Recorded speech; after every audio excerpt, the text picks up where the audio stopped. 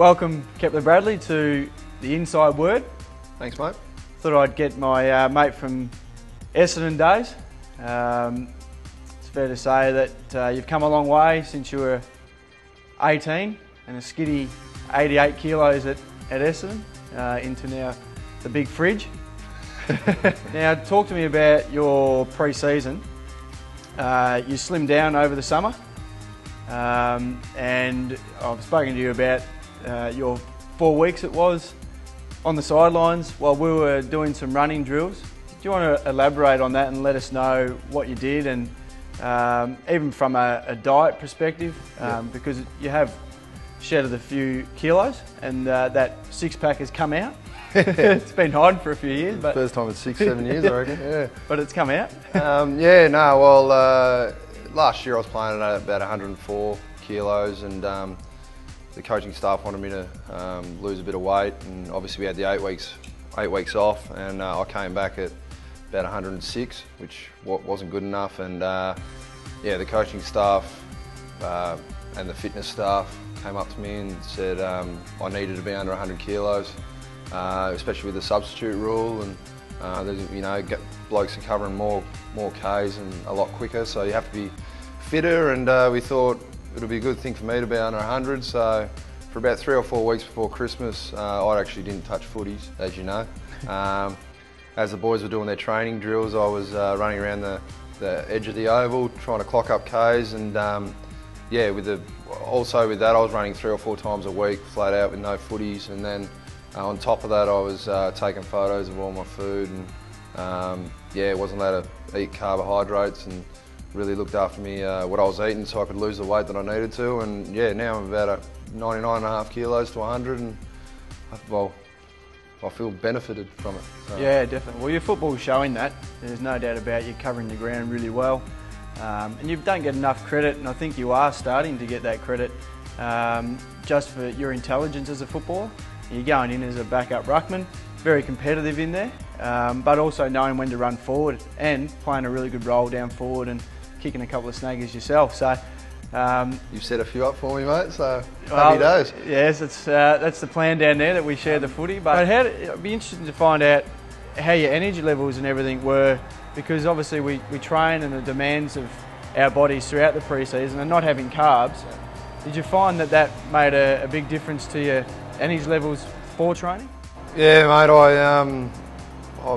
I really realised it when I was a week or two into the actual diet, and I'd get off chairs and that and get lightheaded. So it's probably not recommended, I'd say, but it's something I had to do. It was very difficult, and I obviously didn't have the energy that I would normally have. But now that the games have started, pre-season games, sorry, and then the game started, I've moved into pastas and eating bread and all that kind of stuff, rice and potatoes and that. So I'm back to normal now. Yep. But it's just trying to manage it and try not to get over 101 or something like that, because naturally through the season I think I'm going to put on 1 or 2 kilos just with the carbs. But so far so good.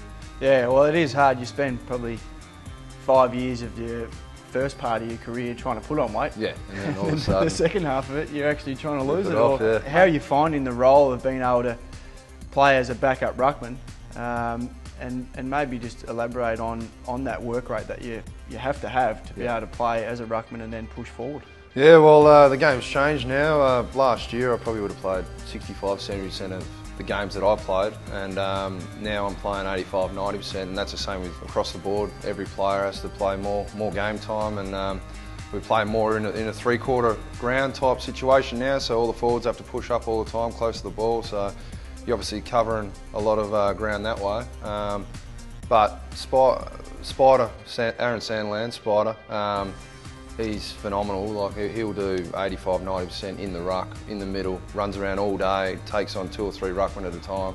And I'm just there to give him 3 or 4 minutes a quarter to let him have a spell. So I try and go in there and compete and hit their arms and try not to give them an opportunity to get a few clearances and that. So that's been pretty enjoyable when you're down forward and the ball's not coming down the way you'd like it. It gives me 4 or 5 minutes up the ground to run around with their ruckman and get a few touches. So I've really enjoyed the role this year, and as I did last year as well, and yeah, loving it. And I guess probably a bit of hard times you've been through at Essendon, and that's why I mentioned, because I know from when you were at Essendon you played some good footy and then opportunities just didn't arise. Yeah. Had a super year in the VFL and won the best and fairest as a key forward, and then you found yourself back at Fremantle, but nearly coming up to 100 games. Would you have thought back then that you were going to play nearly 100 games of AFL footy? Well, to be honest with you, mate, going over to Essendon, I was a confident young boy, as I should have been, and to get pulled away from my family and that at such a young age, I think took its toll. And in the last 3 or 4 years at Essendon, I've kind of lost the plot a bit. I didn't want to be there. I used to get excited to play footy. I wasn't excited anymore. Yeah, and that obviously took its toll, and that led to me getting delisted. And sat down with my manager, and I just said, mate, if I don't play AFL, it doesn't really bother me because I'm not enjoying it anymore. And Fremantle were good enough to take me on, and ever since I got here, I've been back with my family, friends. I'm starting to enjoy my footy. Last year, I really enjoyed it. Great bunch of boys here, and this year, I'm obviously really enjoying it as well. And it's always enjoyable when you're playing well and the team's winning. So yeah, I find in the forward line with yourself, Maney, Ballantyne, you know, we're all good mates. We all get, you know, gel together, and we're all work for each other. We block the ball and get the job done. So it's pretty enjoyable at the moment. Now you live with Scotty Thornton. First of all, how is Scotty and his injury going? Because he did have a pretty severe injury just recently. He punctured his bow playing in reserves game for South Fremantle. Had to go in for surgery and stay there for, I think it was 5 or 6 days, and then couldn't drive for another 3 weeks after that. But you wouldn't know if you've ever met Scotty. He takes it in his stride, and it doesn't bother him. He's always upbeat, and he's a funny man, and I actually look forward to going home and listening to a few of his gags. So he's a legend bloke, and yeah, to come home to a bloke like that that's never down, he's always upbeat. It's pretty good. Yeah, you're exactly right. A guy that had a 10-year career, but you know, a very difficult time. Just being able to get up as an AFL footballer, it showed tremendous strength and mental capacity to be able to arise above the issues that he's had, and he's still doing it now. And even your personality, I find that having someone like yourself around the clubs, it's great for me. You know, because I think sometimes you can be so diligent and doing the job right and those sort of things, but you hit the nail on the head. If you're not having fun and you're not enjoying your football, you're just not going to get the best out of yourself. So Mark Harvey, he is someone that you feared at Essendon, and you know, probably still fear him a little bit now. Why is that? What's the fear that you have with Harvey? Well, I reckon he scares most people. He just, the way he goes about things, when he stares at you, you don't know what he's thinking. Yeah, just when he asks you how you're going, I just say, yeah, good mate, and move along with things. But no, he's been great, and yeah, he tells you what you need to know, but when you do muck up a few times and you get on the phone to him, it's interesting times. But no, he's been great for me at Essendon. He hasn't changed from being an assistant at Essendon as he was to the actual coach at Fremantle, so that's pretty good. I thought he always sees how you're going to all the boys and that, so I think that's pretty important for a senior coach, so he's doing that well. Now, you've done a level 2 coaching course outside of footy, but I guess as footballers you always have to be looking at the next opportunity or what's going to happen next, because football sometimes can be cut short, or you don't know when it's going to end. Yep. What are you looking to do post-football, or even doing some sort of education now, just to set yourself up that you can walk out of footy and you know you've got some sort of job lined up? I used to be a sheet metal apprentice. I did about 1.5 years, 2 years worth of that, and I don't think I'll ever step back into that job again. I did that before I was drafted and didn't enjoy it much at all, so I might give that a miss. I've done my personal trainer's course. I'm going to be a personal trainer, but as you know, I don't really like running and that type of stuff, so I find it hard to be telling other people to run, so I think I might give that a miss as well. But yeah, done my coach's course. That might be, you know, something on a Sunday. I might be able to coach a team, but during the week, I'm actually starting in 3 or 4 weeks' time to be a rep, so a coke rep, go around, just a bit of work experience just to see if I like it.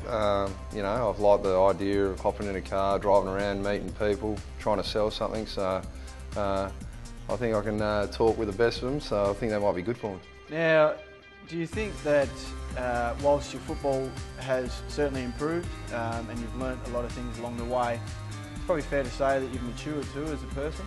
And how do you think you've gone about that, or has that just been a natural progression, or do you think you've actually tried to put some things in place to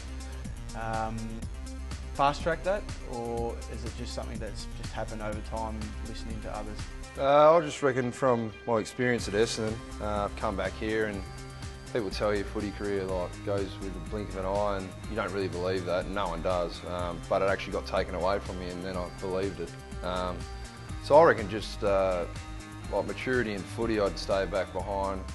If I played a game on the weekend, I wasn't marking properly, I'd stay back 5-10 minutes behind, practice me marking, try and get that right, because I just know now that it doesn't last forever. So you just got to tick the boxes. Before at Essendon I might have mucked around probably at times when I shouldn't.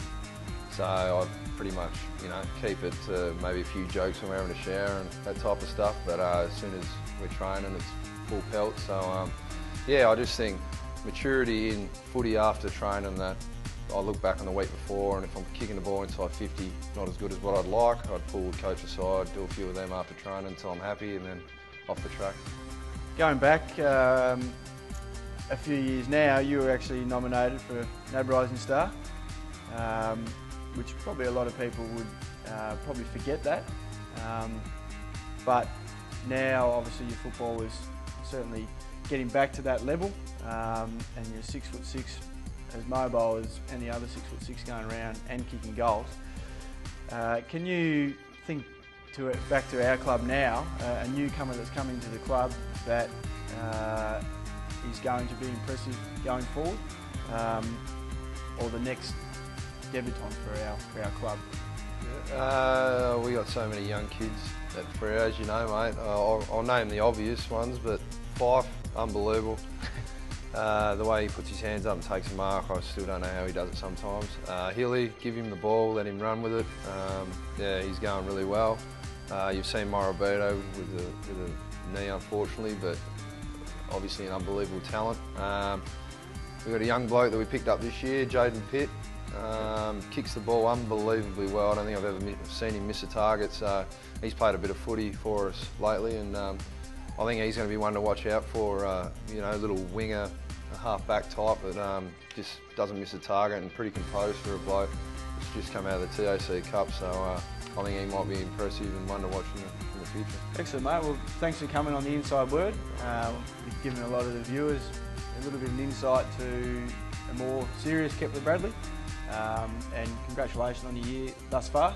Thanks for coming on the Inside Word, mate, and all the best for the rest of the year, and hopefully the success continues. Thanks, Cheers, mate. No worries.